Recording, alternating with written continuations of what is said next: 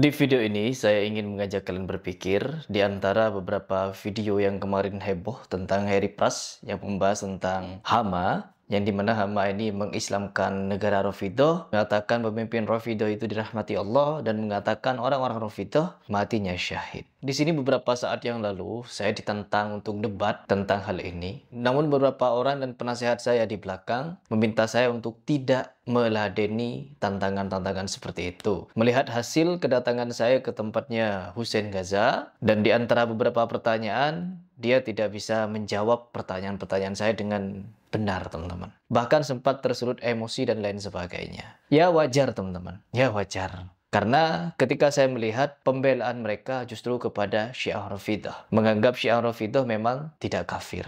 Dan kita perhatikan siapa-siapa yang menentang apa yang menjadi bantahan saya, data fakta yang saya paparkan. Rata-rata mereka adalah pembenci Salafi, teman-teman. Dan selalu mengucapkan Wahabi-Wahabi dari mulutnya. Sebagaimana Ustadz ini yang kemarin mengajak saya untuk berdialog, tapi informan saya memilih untuk tidak meladeninya. Karena apapun hasilnya, mereka tidak akan pernah sepakat dengan Salafi. Karena apa? Dari perbedaan akidah dan lain sebagainya. Sekarang coba kita simak seperti apa wajah Ustadz ini yang sebenarnya. Khususnya dari teman-teman Wahabiyah, itu meyakini kalau Allah itu bertempat di langit sana. Tuh, teman-teman Wahabiyah. Kalau kita berbicara masalah Wahabi, kita itu bukan pengikut Wahabi, teman-teman. Sebenarnya kita itu pengikut Muhammadi, yang dimana mereka tuduhkan itu adalah Muhammad bin Abdul Wahab. Mereka ini menisbahkan kita kepada bapaknya, teman-teman, yaitu bapaknya Muhammad, yang dimana bernama Abdul Wahab. Dan kita jangan sampai terkecoh bahwa memang ada sosok Wahabi yang dimana namanya adalah Abdul Wahab bin Rustum. Ini benar-benar orang yang dituduh Wahabi itu, bukan Muhammadi yang dituduh-tuduh Wahabi ini, teman-teman. Muhammadi adalah pengikut Muhammad bin Abdul Wahab, sedangkan Wahabi yang disalahpahami adalah pengikut Abdul Wahab bin Rustum. Nah, Abdul Wahab bin Rustum ini adalah tokoh Khawarij, teman-teman, yang dimana akidahnya sangat-sangat melenceng, ahlul bid'ah dan lain sebagainya. Di sini sudah terlihat jelas bahwa penentang-penentang Harry Pras pasti dari golongan orang-orang seperti ini yang selalu ringan untuk mengucapkan kalimat Wahabi-Wahabi, teman-teman. Coba kita simak seperti apa fitnahannya kepada Muhammad bin Abdul Wahab atau kepada orang-orang yang dituduh-tuduh Wahabi ini. Tapi mereka termasuk yang berpendapat saat dimi'rajkan itu Nabi Shallallahu Alaihi Wasallam tidak bertemu dengan Allah. Jadi uniknya di sini kalangan Wahabiyah meyakini Allah ada di langit, tapi Nabi ke sana tidak ketemu dengan Allah. Tuh, perhatikan teman-teman. Mereka, orang-orang Wahabi ini tidak meyakini kalau Nabi Muhammad SAW ke Sidratul Muntaha atau ke Arash tidak bertemu dengan Allah Subhanahu wa Ta'ala. Sekarang kita simak penjelasan dari Ustadz Firanda Adirja. Apakah benar orang-orang Salafi meyakini ketika Rasulullah SAW Mi'raj tidak berjumpa dengan Allah Subhanahu wa Ta'ala? Kita simak. Ketika Rasulullah Mi'raj ke Sidratul Muntaha, apakah beliau bertemu dengan Allah secara langsung? Jawabannya iya. Tuh. Makanya di antara dalil yang menunjukkan Allah di atas adalah Isra Mi'raj. Perhatikan baik-baik teman-teman, fitnahan beliau. Beliau jelas memfitnah, ada videonya, ucapannya jelas keluar dari lisannya. Tapi apakah beliau mengaku salah?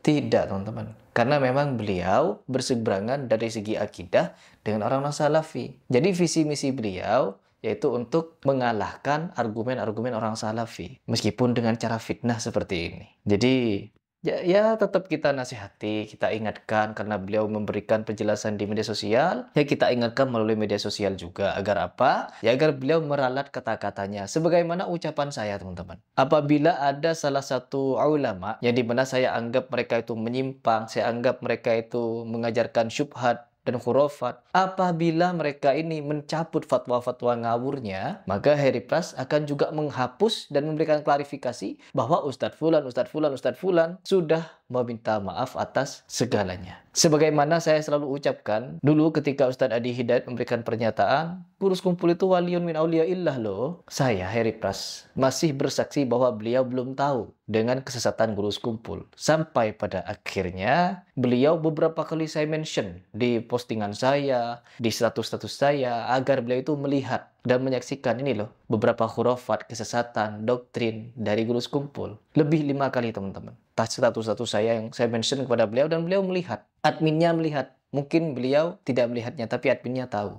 Setidaknya ngasih tahu kepada Ustadz Adi. Sehingga apa? Ustadz Adi bisa memberikan penjelasan lebih jelas atau mengklarifikasi. Tapi jangankan mengklarifikasi, teman-teman. Beliau malah memberikan pernyataan yang lebih membuat saya itu semakin menjauh dari beliau, yaitu pemuji-mujinya kepada sufi-sufi yang sejenis dengan guru sekumpul tadi, seperti Habib Umar dan Habib-Habib lainnya. Ya, jadi sudah terlihat jelas arah akidah mereka kemana. Sama seperti Ustadz Thorik ini, yang dimana pasti ketika siapapun ini yang berseberangan dengan Harry Pras, pasti mereka ingin mematahkan argumen ulama-ulama salafi yang saya bela, teman-teman. Ya, begitulah.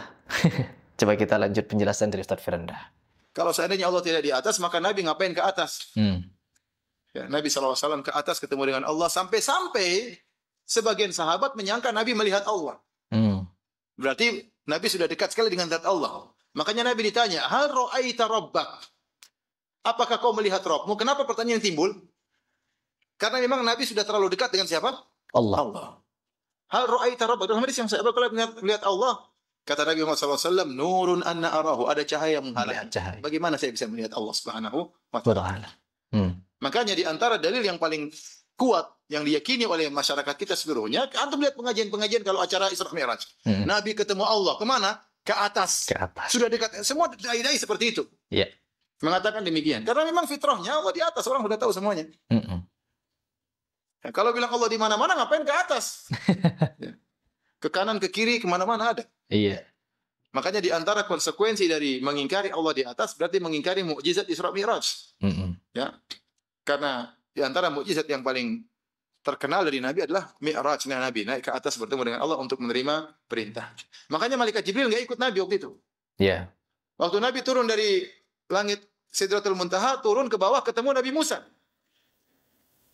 Nabi Musa tanya, bagaimana? Nabi Musa aja nggak tahu pembicaraan antara Nabi dengan Allah Subhanahu wa taala. Kata Nabi, disyariatkan 50 salat sehari semalam, 50 waktu. 50 waktu. Kata Nabi Musa, umatmu nggak kuat. Saya sudah mencoba umatku. Minta keringanan.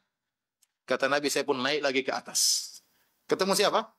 Kata Nabi, antara saya dengan Allah. Jadi intinya Allah, Nabi turun, naik turun, ya, ketemu Allah, ketemu Nabi Musa. Jadi Allah di atas sehingga Nabi bertemu langsung dengan Allah Subhanahu wa taala. Saking dekatnya Allah dengan Nabi, sampai-sampai sebagian sahabat bertanya, hal ra'aita rabbak? Apakah kau melihat apa? Rabbmu. Kata Nabi, ada cahaya, bagaimana saya bisa melihat?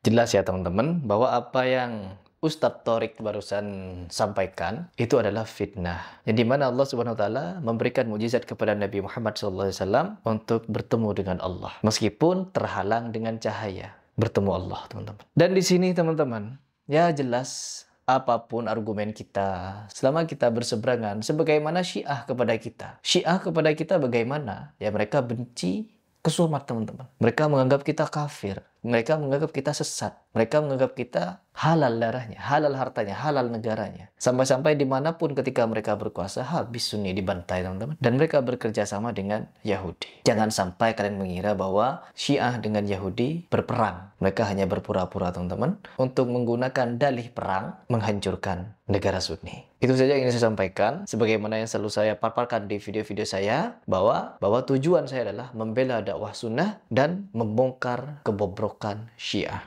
beserta antek-anteknya, yaitu pendukung-pendukung Syiah yang mengaku beraliran Sunni juga.